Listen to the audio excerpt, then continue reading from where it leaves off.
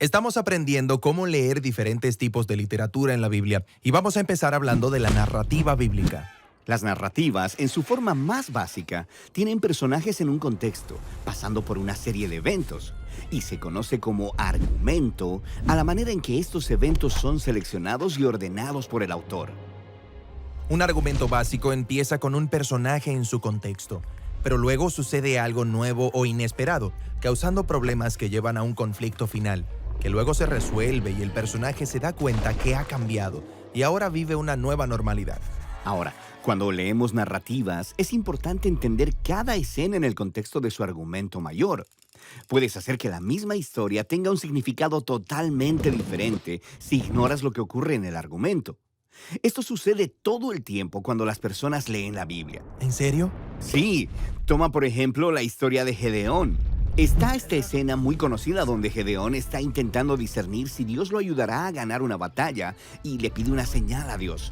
Sí, Gedeón extiende un vellón de lana en la tierra y pide que en la mañana el vellón esté húmedo con rocío, pero que la tierra esté totalmente seca. Y Dios lo hace. Así que si miras esta escena aislada, ¿cuál es el conflicto? ¿Cómo puede Gedeón saber que tendrá éxito? ¿Y el desenlace? Prueba a Dios, pide una señal y averígualo. Sí. Y así es como muchas personas leen esta historia y pierden el punto completamente, porque están ignorando la trama mayor. ¿En serio? Sí, empecemos por el principio. Entenderás el contexto. La historia comienza con Gedeón y los israelitas viviendo en temor porque son oprimidos por un pueblo invasor, los madianitas. Entendido. Luego, hay un llamado a la acción. Dios envía a Gedeón a derrotar a los madianitas y salvar a Israel. Sí, parece que esta será una historia muy buena. Pero luego, Gedeón tiene muchas dudas, así que le pidió a Dios que hiciera un truco de magia, una señal para saber qué realmente me estás hablando. Y Dios se rebaja a su nivel. Les da una señal al prender fuego sobre un altar. Así que Gedeón ya había pedido una señal. Y eso no es todo. En la siguiente escena, Dios le dice a Gedeón que destruya un altar dedicado a otro Dios, pero Gedeón tiene tanto miedo que lo hace de noche. Así que Gedeón es un poco escéptico y también un poco cobarde. Luego, llegamos al momento en el que Gedeón está a punto de enfrentarse a los madianitas y todavía tiene dudas. Así que pide otra señal, el vellón. Él dice, quiero saber si tú salvarás a Israel a través de mi mano. Y Dios le da esa señal.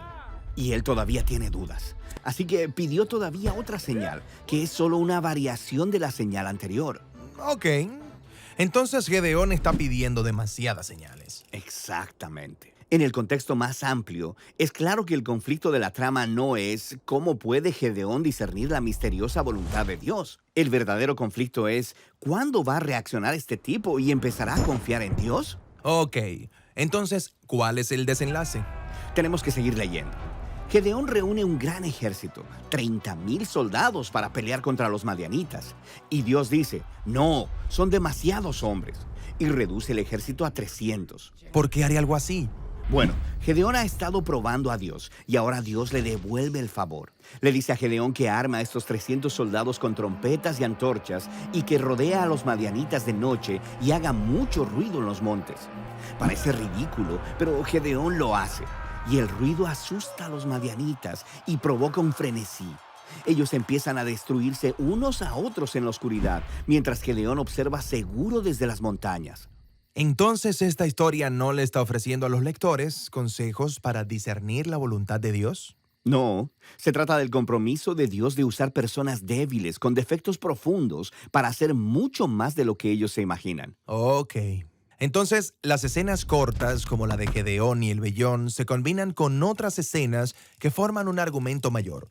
Y trazar el conflicto y el desenlace a través del argumento te ayuda a ver el mensaje que el autor está intentando transmitir. Ahora, la historia de Gedeón ha sido colocada junto a muchas otras historias que también tratan de estos líderes imperfectos y muchas veces cuestionables, llamados jueces. Y cada una de estas tiene su trama interna. Pero luego, todas juntas forman un movimiento de la historia bíblica, el periodo de los jueces, que tiene su propio argumento unificado. Y hay muchos movimientos en la historia de la Biblia. Exactamente. Todas las historias pequeñas, cientos de ellas, encajan en el contexto de sus propios movimientos. Y luego, todos estos movimientos juntos forman los bloques del gran argumento de la historia entera de la Biblia. Así que no importa qué parte de la Biblia esté leyendo, necesito poner atención a estas diferentes capas de argumentos para poder leer cada historia en su contexto. Exactamente. La Biblia es una pieza de literatura muy sofisticada. Así que todas estas pequeñas tramas continúan superponiéndose, aumentando la tensión. Y cuando miras hacia atrás, puedes ver cómo todas ellas han sido entretejidas en la historia unificada que lleva a Jesús.